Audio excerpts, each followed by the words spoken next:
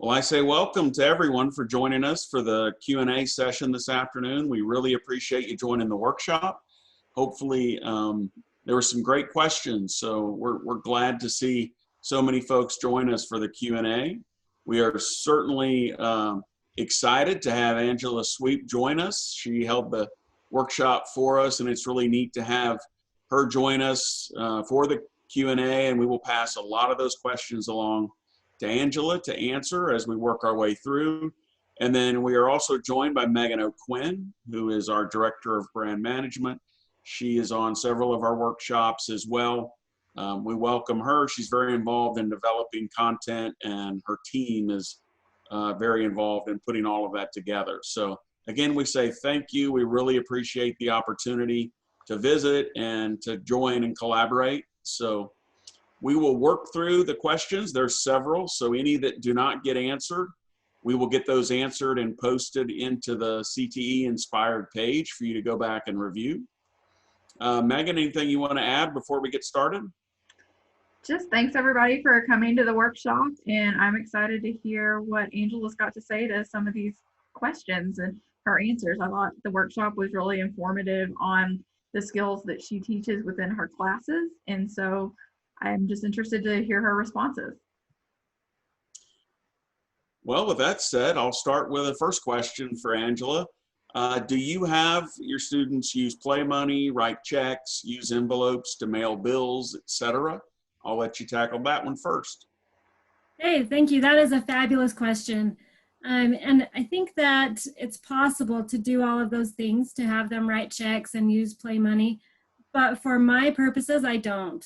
In the high school, I feel like the biggest thing that they need to learn is just basically how accounts work, you know, the deposits and the withdrawals, because that can apply to checking accounts, savings accounts, and credit cards. It's basically the same thing.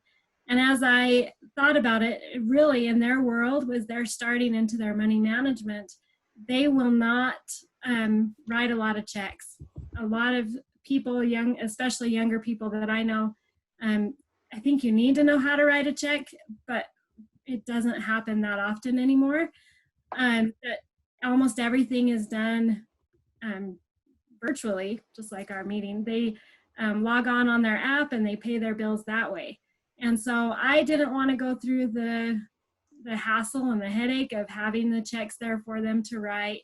It was just a lot more work. And basically I did this as a way to help me and to make it easier for me. And they're learning those money management skills in the process. So what I use is that bank log. And we talk about that bank log is basically the same format or idea, whether it's a credit card or a savings account or a checking account. And they just need to get really good at, when you make a deposit, it makes your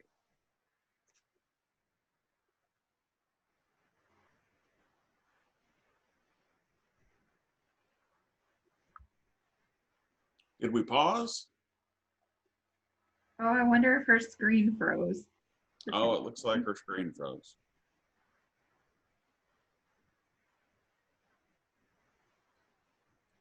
I guess we will wait just a second for her screen to unfreeze.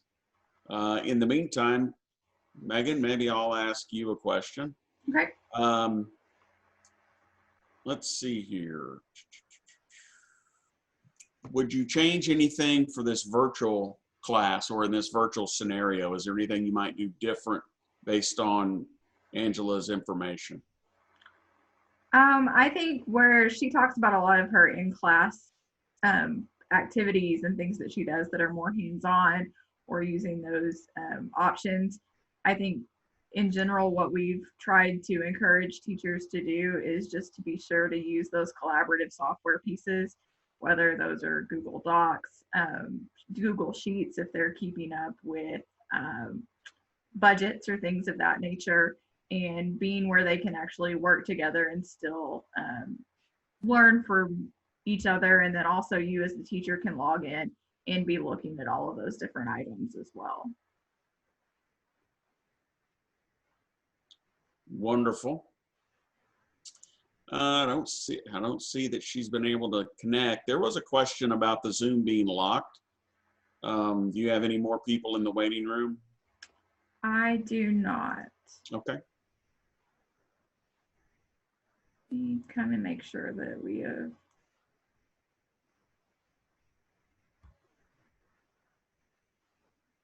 The waiting room should all be open and everybody should be able to get in here. Okay. We do have a question about students keeping their own login. Do you want to talk a little bit about how the student logins are set up, Megan?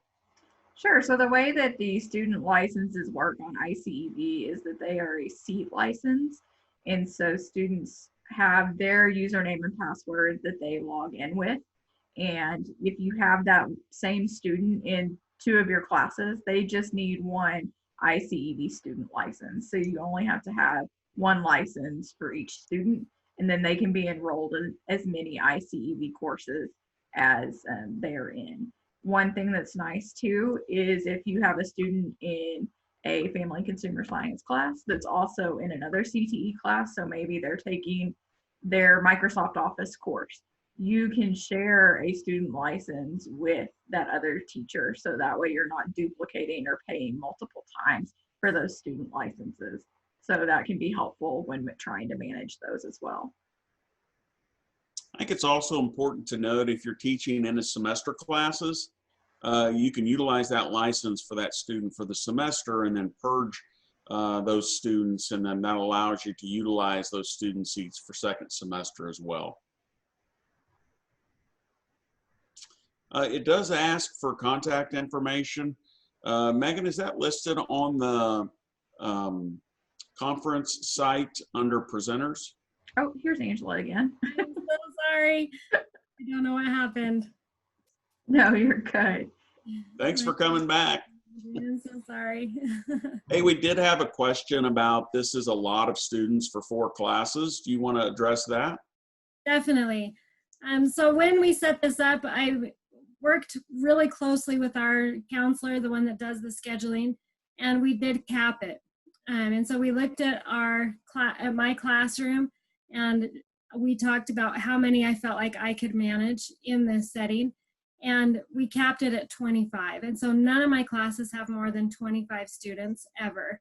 And truthfully, because of our small school and because of the demands of other class periods, I've only, in all of my teaching, only ever had one class that had 25. Just because of scheduling issues, I'm usually around 15 to 20, which is very manageable. So I would strongly recommend that you definitely have limits. And even if you wanted to make limits that for certain classes, you know, that in foods, maybe I only take 10. For sewing, I limit it to 3. And it's based off of the materials, the supplies and things like that that I have. So looking at your personal situation, determine what your cap is per class period. There is a question that says, do you have someone else that helps you? No, I'm all by myself. And that's one of the challenges of being in the small school is the whole family consumer science program is me. I don't have any support staff, any helpers or anything like that. Once in a while, if I have a special needs student, they will send a paraprofessional in to work with that student, but that's all. So the rest is up to me. I would love to work in a program where there were multiple family and consumer science teachers, but we can't.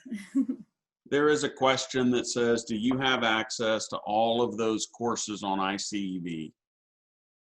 Yes, and that's one of the things that I like about ICEV is that I sign up for the student licenses, and then those students can then I can use whichever family and consumer science classes that I need. And so it's based off of the licensing. And allows that flexibility for me to change semester to semester what courses that I have and that are offered and really meet the needs of those students.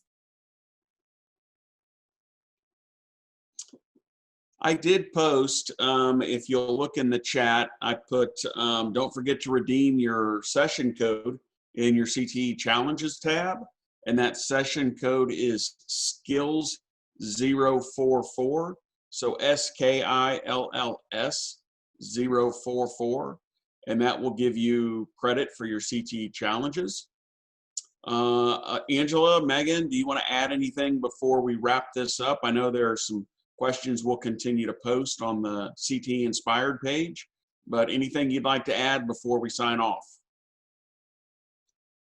So as I look at the chat, I see one of the comments on there is having them fill out a job application, and they get jobs within the classroom, and filling out the W-4 paperwork and things like that. I think that's a fabulous idea.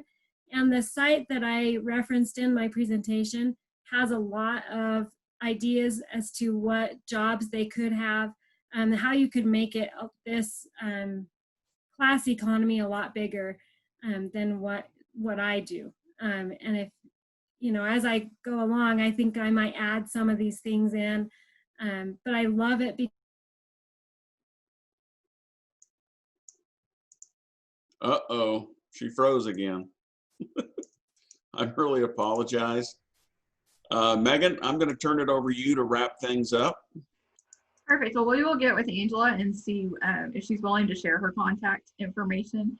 And if so, we'll push that out to you. We'll also get her presentation that she used and some of those links that she's talking about so that you can have those as well. But that's really all we've got. Thank y'all for attending. And if you do have other questions or anything like that, feel free to email us at CEB or give us a call. Thanks again. Yeah, we really appreciate you guys taking the time out of your day to join our first annual conference. So it's been exciting, and hope everything works out great for you the rest of the summer.